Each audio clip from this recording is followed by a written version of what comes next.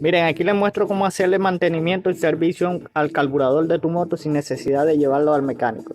Aquí le quitan el émbulo que viene adentro, lo desenrosca y quitan la guaya que va hacia la moto. Y quitan los dos tornillitos de estos de la manguera que viene pegada al motor para poderlo sacar. Una vez que lo saquen, le quitan los dos tornillitos estos de destornillador de estría y quitan la parte de arriba.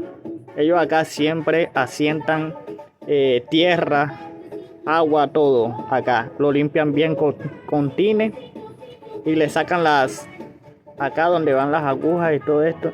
Ellos tienen unos huequitos pequeñitos, le meten un alambrito y lo limpian para que pueda pasar la gasolina bien. Por acá lo limpian, o si compran los interiores completos que viene todo eso, lo cambian. Si la moto le está pasando mucha gasolina y se le está ahogando, simplemente quitan el flotador y le cambian el lápiz este que observan acá, se lo cambian acá. Él va aquí, ¿ves?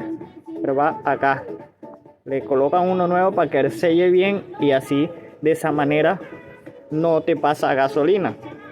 Y así la moto te funciona bien. Lo lavan todo bien con tine y le cambian los interiores, que son las gomitas estas nuevas que vienen acá, vienen el kit completo que trae todo eso. Se lo cambian todo nuevo, lo vuelven a armar y la moto le queda excelente. Por acá les habló Money Maker.